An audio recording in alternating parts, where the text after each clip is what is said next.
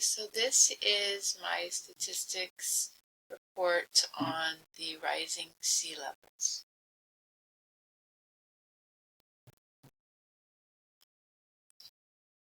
So my introduction is going to go over the topic. So my topic for this research is the area of the rising sea levels. Because the Earth is undergoing global warming, the rising sea levels are affecting all living creatures and habitats on the planet. This study is focused on this area because there's definitely more study needed to determine the possibilities of future losses and practices that could be put in place to mitigate the damages from the rising water levels. But the first step in that whole process is to determine just how much has the sea has risen in the past 42 years. This study will be completed to answer the question, is the mean level of sea rise in the past 42 years more than 6 inches? With knowing the level of the sea rise and the amount of land loss, researchers can make a better determination of how many miles inland the rising levels will affect and what areas will be affected.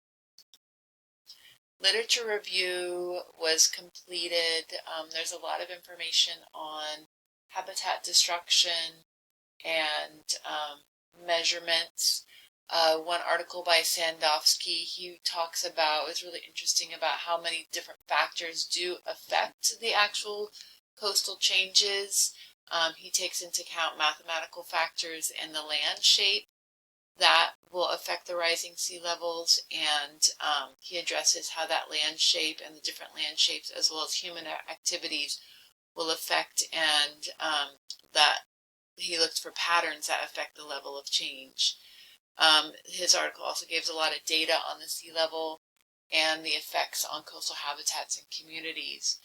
My cursory review of the data showed that the sea level is close to 6 inches, and so the prediction for this research is that it will reveal that the sea level has risen close to 6 inches in the past 42 years.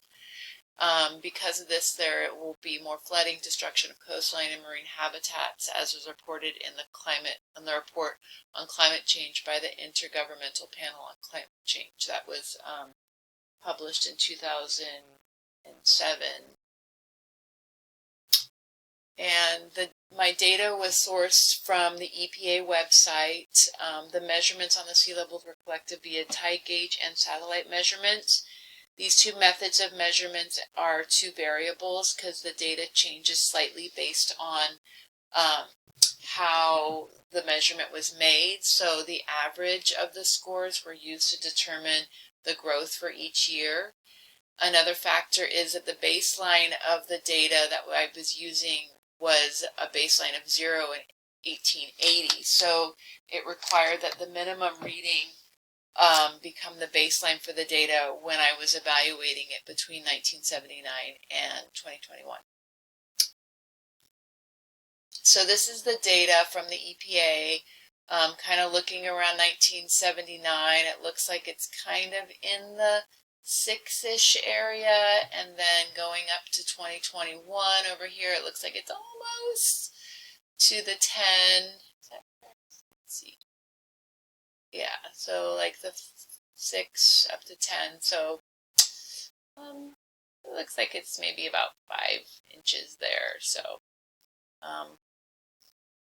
close to 6. Using the data from the EPA, the following descriptive statistics were calculated. The chart shows the mean, and the mean was 0.739.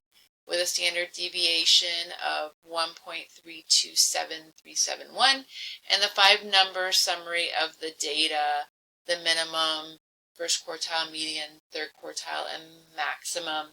The difference in the sea level between 1979 was determined to be equal to the change between the minimum and the maximum of the mean scores of the data set, and so that was 4.435016 inches.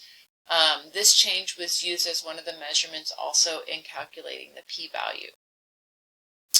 So the following histogram shows the yearly measurements of sea level from the EPA. It shows the distribution of the data points from those measurements from the EPA data. So the confidence interval was calculated first just using that initial data.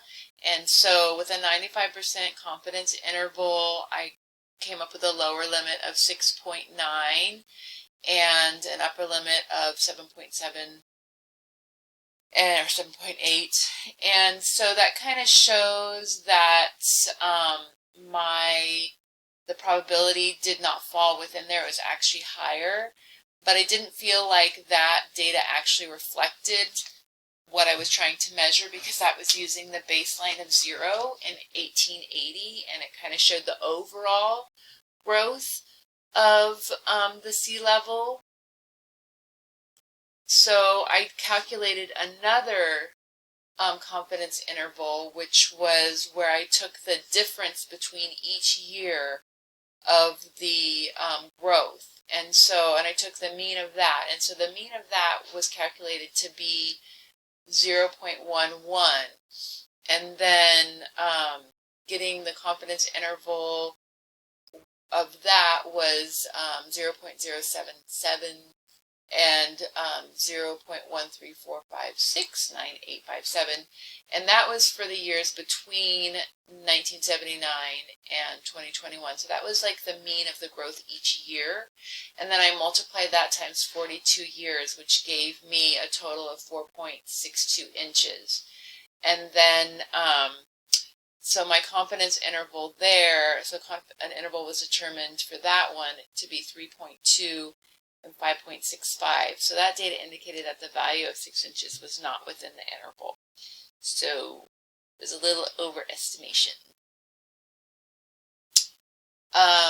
Then using the hypothesis testing, so my null hypothesis was that the mean level of sea rise in the past 42 years was less than 6 inches. My alternate hypothesis was that the mean level of sea rise in the past 42 years was more than 6 inches.